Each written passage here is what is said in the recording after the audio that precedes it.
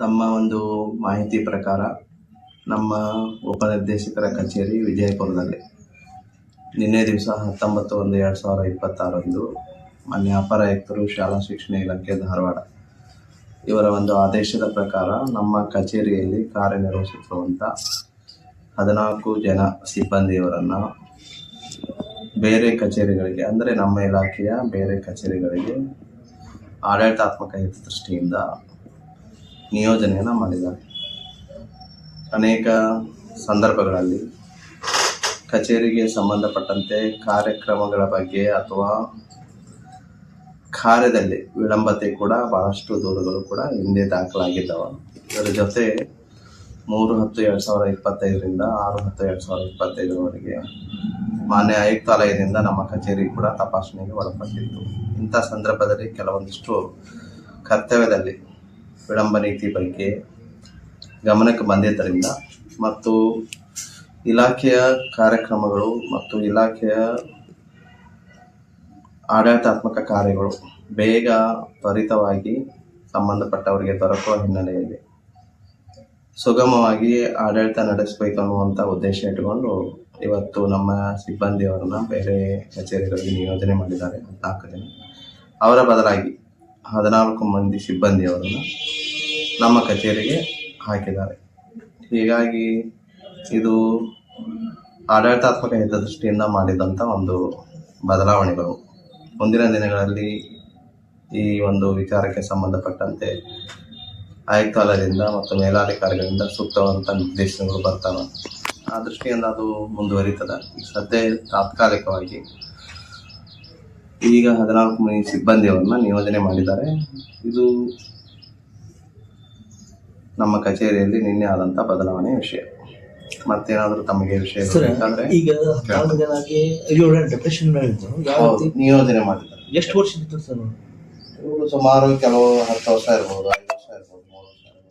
ಅಧಿಕೃತವಾಗಿ ಒಬ್ಬೊಬ್ಬರದ್ದು ಹೇಳಕ್ಕಾಗೋದಿಲ್ಲ. ಅಲ್ಲ sir, deputation period 1 ವರ್ಷ ಇರ್ತವಲ್ಲ, ಅಂದ್ರೆ ಅದು ಮುಂದೆ ಆಗುತ್ತೆ. ಮತ್ತೆ ಬೇರೆ ಈಗ ಸದ್ಯ ಆಡಳಿತಾತ್ಮಕವಾಗಿ ಏನು ಇಲ್ಲಿ ಕಾರ್ಯದಲ್ಲಿ ವಿಳಂಬತೆ ಆಗ್ತಾ ಇತ್ತು ಅದು ಸುಗಮವಾಗಲಿ ಅನ್ನುವಂಥ ದೃಷ್ಟಿಯಿಂದ ಮಾಡಿದ್ದಾರೆ. ಮುಂದೆ ಅದರ ಬಗ್ಗೆ ಮತ್ತೇನು ಕ್ರಮ ಕೈಗೊಳ್ತಾರೆ ನೋಡ್ಬೇಕಾಗುತ್ತೆ. ಸರ್, ಇಲ್ಲಿಂದ ಎಷ್ಟು ಫೈಲ್ಗಳು ಕಳ್ಳತನ ಆಗುತ್ತೆ ಹೇಳಿ ಆರೋಪ ಬಂದಿತ್ತು. ಅದು ಮೊನ್ನೆ ದಿವಸ, ಅದು ಹಿಂದೆ ಆದಂಥದ್ದು. ನಮಗೆ ಈಗ ನಾ ಬಂದ ನಂತರ, ನಿಮಗೆ ನಾ ಬರೋದಕ್ಕಿಂತ ಪೂರ್ವದಲ್ಲೇ ಆಗಿದ್ದದಲ್ಲ, ಒಂದು ಕಡತ ಮಾತ್ರ ಮಿಸ್ ಆಗಿತ್ತು. ನಿಮಗೂ ಗೊತ್ತದ, ನಮಗೂ ಗೊತ್ತದ. ಅದರದ ವಿಚಾರಣೆ ನಡೆದ ಮೊನ್ನೆ ಹೇಳಿದ್ದೀನಿ ನಾನು. ಅದು ಕೂಡ ಇನ್ನೂ ಕಂಪ್ಲೀಟ್ ಆಗಿಲ್ಲ. ಉಳಿದ ಕಡೆ ಏನು ಈಗ ನಾವು CCTVನೂ ಹಾಕ್ಸಿದ್ದೀವಿ. ಮೊನ್ನೆ ಇಲ್ಲಿ CCTVನೂ ಕೂಡ ಇದ್ದಿದ್ದರು, ನಿಮ್ಗೆ ಗೊತ್ತಿರುವಂಥ ವಿಷಯ. 32 CCTVನೂ ಕೂಡ ಹಾಕ್ಸಿದ್ದೀವಿ. ಮತ್ತು ಬೇರೆ ಬೇರೆ ಬದಲಾವಣೆಗಳನ್ನು ಕೂಡ ಮಾಡ್ತಾ ಇದ್ದೇವೆ. ಇದ್ರ ಜೊತೆ ಇದು ಕೂಡ ಏನು ತಪಾಸಣೆ ಆಗಿತ್ತು ಆ ಸಂದರ್ಭದಲ್ಲಿ ಏನು ಗಮನಕ್ಕೆ ಬಂದದ, ಇಲಾಖೆ ಗಮನಕ್ಕೆ ಬಂದದ, ಆ ದೃಷ್ಟಿಯಿಂದ ಕೆಲಸ ಬೇಗ ಆಗಬೇಕು ಅನ್ನುವಂಥದ್ದು ಮತ್ತು ಇವ್ರನ್ನ ಬದಲಾವಣೆ ಮಾಡಬೇಕು ಅನ್ನುವಂಥದ್ದು ಗಮನಕ್ಕೆ ಬಂದಿದ್ದರಿಂದ ಬದಲಾವಣೆ ಮಾಡಿದ್ದಾರೆ. ಸರ್, ಈಗ ಯಾರು ಬಂದಿಲ್ಲ, ಜನರು ಬಂದು ಹೋಗ್ತಿದ್ದಾರೆ.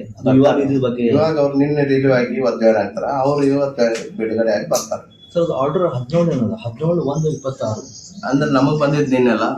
ಅಲ್ಲ ಸರ್, ಮೇಲ್ ಮುಖಾಂತರ ಬಿಡ್ತು. ಯಾವ ನಿನ್ನೆ ಬಂದದ ಮೇಲ್? ಅಲ್ಲ ಸರ್, ಒಂದು ಮೇಲ್ ಬರಬೇಕಾದ್ರೆ ನಿಮ್ಮ ಅದಕ್ಕೆ ಸಂಬಂಧ ಇಲ್ಲ. ನಮಗೆ ಬಂದಿದ್ದು ನಿನ್ನೆ. ಸರ್, ಈ ರೀತಿ ಅಂದ್ರೆ ಹೆಂಗೆ ಮೇಲ್ ಅಂದ್ರೆ ಸರ್ ನಿನ್ನೆ ಮಾಡಿದ್ವಿ. 5 ನಿಮಿಷ ಹೆಚ್ಚಿಗೆ ನಿನ್ನೆ ಕಳಿಸಿದಾರ, ನಿನ್ನೆ ಮಾಡಿದ್ದೀವಿ. ಈಗ ಸರ್, ಯಾರು ಬದಲು ಯಾರು ಬರ್ತಾ ಇದ್ದಾರೆ ಹಾಕಿದಾರಲ್ಲ ಅದ್ರ ಲಿಸ್ಟ್ನಾಗ ಅದರಿ. ಯಾರು ಬರ್ತಾರೆ ಸರ್? ಇನ್ನೂ ಚಾರ್ಜ್ ಕೊಡಿಲ್ಲ ಅವರು. ಯಾರು ಅವ್ರು ಯಾರು ಹಾಕಿದಾರಲ್ಲ, ಈಗ ಅವ್ರು ಬಿಡುಗಡೆ ಆಗ್ಬೇಕಲ್ರಿ. ಇವರು ಜಾಯ್ನ್ ಆಗ್ಯಾರ, ಅಲ್ಲೇ ಜಾಯ್ನ್ ಆಗ್ತಾರ. ಅಲ್ಲಿ ಹೋಗಿ ಆ ಜಾಗಕ್ಕೆ ಸರ್, ಅದು ಲೋಕಾಯುಕ್ತ ಅದು ಇನ್ನೂ ಈಗ ಪ್ರೊಸೆಸ್ನಾಗ ಅದ ಸರ್. ಲೋಕಾಯುಕ್ತ ದಾಳಿ ಆಗಿತ್ತು, ಅದಕ್ಕೆ ಏನ್ರಿ ಸಂಬಂಧ? ಅಲ್ಲ, ಅದು ಅಂದ್ರೆ ಅದು ಬೇರೆ ಪ್ರೊಸೆಸ್ ಅದ. ಅದು ಇನ್ನೂ ನಮಗೆ ಮೊನ್ನೆ ಆಗ್ಯದ. ಅದ್ರ ಬಗ್ಗೆ ಅನುಪಾಲನಾ ವರದಿ ಕೊಡ್ಬೇಕಾಗುತ್ತೆ. ಅದು ಮುಂದಿನ ಹಂತದಲ್ಲಿ ಆಗುತ್ತೆ ಸರ್. ಅದು ನೀವು ಇದ್ದಂಗೆ ಲೋಕಾಯುಕ್ತ ರೇಟ್ ಆಗ್ಯಾವ ಸರ್? ಹೌದು, ದಾಳಿ ಆಗಿತ್ತು. ಇನ್ಸ್ಟ್ರಕ್ಷನ್ ಕೊಟ್ಟಿದ್ದಾರೆ ಮತ್ತು ಈಗ ಅವರು ಲಿಖಿತವಾಗಿ ಕೊಡ್ತಾರೆ. ಅದಕ್ಕೆ ಸಂಬಂಧಪಟ್ಟಂತೆ ನಾವು ಬದಲಾವಣೆ ಮತ್ತು ಏನು ಇಲ್ಲಿ ಪರಿಸ್ಥಿತಿ ಐತಿ ವರದಿ ಕೊಡಬೇಕಾಗುತ್ತೆ. ಸರ್, ಅದು ಕ್ಯಾಮ್ರಾ ಲೋಕಾಯುಕ್ತ ದಾಳಿ ಆದ ತಕ್ಷಣ ಕ್ಯಾಮ್ರಾ ಕೊಡಿಸಿರಿ ನೀವು. ಇದು ಮೋಷನ್ ಕೊಡಬೇಕಾಗಿತ್ತು, ಹಿಂದೆ ಆಗ್ಬೇಕಾಗಿತ್ತು. ನಾವು ಈಗ ಹಂತ ಹಂತವಾಗಿ ಬದಲಾವಣೆ ಮಾಡ್ತಾ ಇದ್ದೇವೆ. ಸರ್ ಕ್ಯಾಮ್ರಾ ಕೂಡಿಸ್ಲಾರ್ದ ಯಾರ ನಿರ್ಲಕ್ಷ್ಯತೆ ಇರೋದು ಮೊದಲಿರ್ಲಾರ್ದ ನಿರ್ಲಕ್ಷ್ಯತೆ ಪ್ರಶ್ನೆ ಬರೋದಿಲ್ಲ, ಯಾಕೆ ಮಾಡಿಲ್ಲ ಅನ್ನೋದು ಗೊತ್ತಿಲ್ಲ ಅಷ್ಟೇ. ಇದು ಸರ್ಕಾರದ ಕಡ್ಡಾಯ ಆದೇಶ ಇದೆ ಸರ್. ಬಜೆಟ್ ಇರ್ಬೋದು ಅಥವಾ ಬೇರೆ ಬೇರೆ ಏನಾದ್ರು ಸಮಸ್ಯೆಗಳಿರ್ಬೋದು, ಯಾಕೆ ಮಾಡಿಲ್ಲ ನಮ್ಗೆ ಗೊತ್ತಿಲ್ಲ. ಈಗ ನಾವು ಮತ್ತೆ ಅದನ್ನ ಮಾಡ್ಬೇಕು, ಒಂದೊಂದು ಅಂತ ಮಾಡ್ತಾ ಇದ್ದೇವೆ. ಸರ್ ಸಾಕಷ್ಟು ಆರೋಪಗಳನ್ನು ಕೇಳಿ ಬರ್ತಾ ಇದ್ವು ಇಲ್ಲಿ ಫೈಲ್ಗಳು ಕಳ್ತನ ಬಗ್ಗೆ. ಅದು ಈಗ ಮುಂದೆ ಸರಿಗೆ ಆಗ್ತಾ ಇದೆ. ಅಂಥವುಗಳನ್ನ ಮಾಡೋಕ ಈಗ ಎಲ್ಲ ಇದು ಮಾಡ್ತಾ ಇದ್ದಾರೆ. ನಿಮ್ ಕಡೆಯಿಂದ ಫ್ಯೂಚರ್ ನಲ್ಲಿ ಏನ್ರಿ ಚೇಂಜಸ್ ಕಾಣಬಹುದಾ? ಬದಲಾವಣೆಗಳನ್ನ ನೀವೇ ಹೇಳ್ಬೇಕು ನಮಗೆ. ನಾವು ಎಷ್ಟು ಸಾಧ್ಯ ಐತಿ ಈಗ ಮಾಡ್ತಾ ಇದ್ದೇವೆ.